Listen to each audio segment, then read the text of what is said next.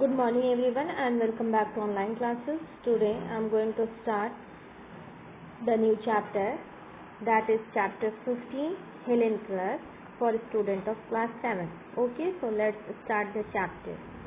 Captain Arthur Keller and Kate Adams Keller lived in Tuscumbia, a small town in northwest Alabama, USA.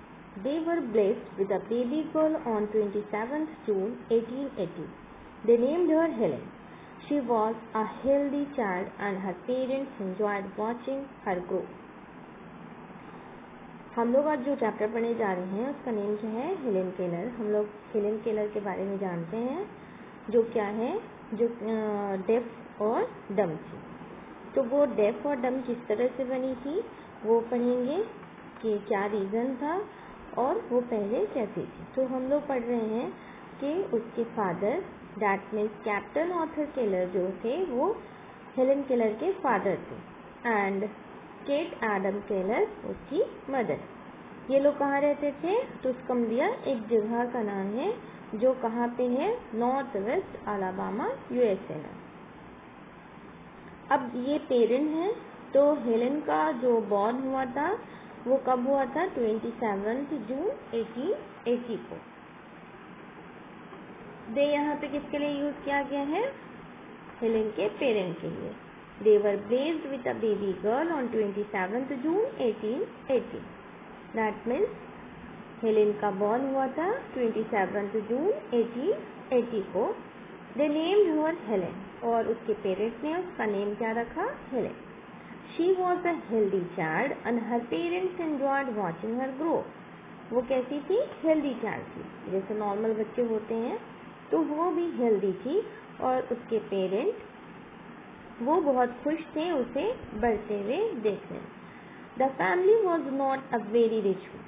Captain Keller was earlier in the army and later he earned a living as both a cotton plantation owner and the editor of a weekly local newspaper, the North Alabamian. Helen's mother also worked on the plantation. तो family, Helen की family जो है उसके बारे में बता रहा है. हेलेन की फैमिली कैसी थी? बहुत रिच नहीं थी. हेलेन के फादर कैप्टन केलर पहले क्या थे? आर्मी में थे.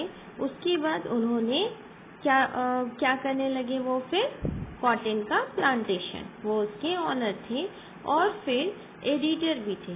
कहाँ के? वीकली लोकल न्यूज़पेपर के, जो कहाँ पे था? नॉर्थ अलाबामियन. ठीक है.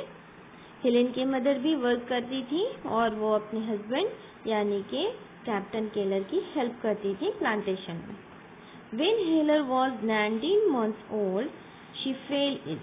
The doctor said that she was suffering from brain fever. When the fever subsided, Helen appeared to be well, but unfortunately, in reality, she was far from that. तो जब Helen 19 months old की थी तो वो बीमार हो जाती है. डॉक्टर क्या कहते हैं कि उसे क्या हो गया है? ब्रेन फीवर हो गया है. ब्रेन फीवर से सफ़र कर रही है. और जब हेलेन का फीवर जो है डाउन हो जाता, सबसाइडेड में डाउन हो जाना. तो फीवर जब डाउन होता है तो सभी को लगा था कि हेलेन जो है वो अच्छी हो गई है. हेलेन फीवर डाउन होने के बाद अच्छी हो गई. लेकिन क्या होता है? अनफॉर्चुनेटली रियल में क्या होता है कि वो अब बहुत ही डिफिकल्ट हो गया था सिचुएशन उसके लिए. फार फ्रॉम मतलब क्या होता है? Something very different from what is expected. तो जो एक्सपेक्ट लोगों ने नहीं किया था वो उसके साथ हो गया था. और क्या उन्होंने एक्सपेक्ट नहीं किया था? उन्हें लगा था कि हेलेन फीवर के बाद ठीक हो गई है, बट हेलेन ठीक नहीं हुई थी. Helen stop responding to song. अब हेलेन क्या करने लगी? सॉन्ग पे रिस्पॉन्ड नहीं करने लगी. Sight and simple action. Helen जो है वो रिस्पॉन्ड नहीं करती है. किस पे रिस्पॉन्ड नहीं करती है? सॉन्ग्स पे. जैसे बच्चे होते हैं ना, सॉन्ग, अगर आप कुछ सॉन्ग क्रिएट करते हैं तो बच्चे जो है वो हंसते हैं, मुस्कुराते हैं, तो वो स्टेप्स है. या साइट, जो भी उसे कलरफुल कुछ दिखाया जाता है तो वो उस पर रिस्पॉन्ड नहीं करने लगी। She did not blink while steering at the sunlight. और जब जैसे हम लोग जब जाते हैं सनलाइट में तो हम लोग की आईज क्या होती है, अपने आप क्लोज होने लगती है, ब्लिंक करने लगती है। तो हेलेन को जब सनलाइट में लाया जाता है तो वो अपनी आईज को ब्लिंक नहीं करती है। She neither responded to her father's clap nor to the bright line that her mother brought in front of her. तो और जब उसके फादर क्लैप करते हैं तो भी वो रिस्पॉन्ड नहीं करती है। दैट मीन्स ये पता चलता है कि वो क्या है, जब अब क्लैप की आवाज़ नहीं सुन रही, दैट मीन्स वो क्या हो चुकी है, डेफ हो चुकी है। और उसकी मदर जब उसके सामने लैम्प ला करके रख देती हैं तब भी वो लाइट की वजह से उस पर कोई इफेक्ट नहीं पड़ता है, वो अपने आईज को ब्लिंक नहीं करती है, वो कुछ रिस्पॉन्ड नहीं करती है, जिससे पता चलता है कि वो क्या हो चुकी है, ब्लाइंड भी। It was evident to the scholars that Helen had become both blind and deaf. तो ये उस फैमिली के लिए, उसके हेलेन के पेरेंट के लिए एविडेंस था कि हेलेन जो है वो बोथ ब्लाइंड और डेफ हो चुकी है, यानी कि दोनों हो गए हैं।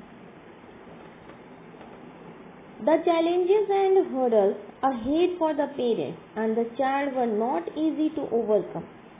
The year that followed were painful and traumatizing, not only for Helen but also her family.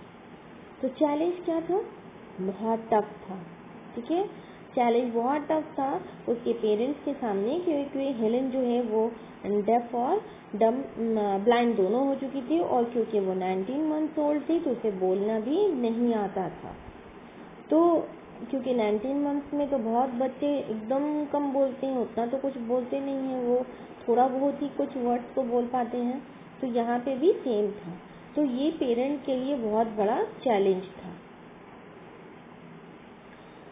The year that followed, अब बोल रहा वो पूरा साल, ये क्या था, वो उन पेरेंट्स के लिए वो बहुत पेनफुल था और बहुत ट्रॉमाटाइजिंग था, ठीक है, यानी कि शॉकिंग था, जिसमें वो लोग बहुत अपसेट थे। Not only for Helen but also her family, यानी दोनों के लिए, हेलेन के लिए भी और उसकी फैमिली के लिए भी। Helen become a very difficult child. She threw a tantrum and screamed at everybody. Her behavior became unreasonable and it upset the killers. People known to the family advised them that she should be put into an institution for the disabled. अब क्या होता है, Helen जो है वो जैसे जैसे बड़ी हो जा रही थी वो बहुत डिफिकल्ट चाइल्ड होती जा रही थी। वो क्या करती थी, चीज़ों को फेंकने लगी थी, उसका बिहेवियर जो हो गया था वो बहुत गुस्सर हो गई थी, उसका बिहेवियर बिल्कुल डिफरेंट था। वो जो भी सामान आता था अपने सामने में वो उसे फेंक देती थी और वो हर एक के ऊपर चिल्लाती थी। उसका बिहेवियर कैसा हो चुका था, यानी कि कोई सेंसिबल बिहेवियर नहीं था। तो और इसी वजह से उसके पेरेंट जो थे वो बहुत अपसेट रहने लगे, ठीक है। लोग जो हैं वो जो भी हैं उसके फैमिली मेम्बर्स के अलग जो उसके रिलेशनशिप में होते हैं, रिलेटिव्स हैं, वो उस फैमिली को एडवाइस करते हैं, दैट मीन्स हेलेन केलर के फैमिली को एडवाइस करते हैं कि वो उसे डिसेबल्ड यानी चाइल्ड जहाँ पे रहता है वहाँ पे एडमिशन करा दें। Children refused to play with her and Helen became an ill-tempered, miserable and lonely child. अब बच्चे जो हैं वो उसके साथ नहीं खेलना चाहते हैं, इस वजह से हेलेन क्या हो चुकी है, और भी ज़्यादा यानी गुस्सा और बहुत ज़्यादा इरिटेटेड, और वो अकेली भी हो गई है, ठीक है।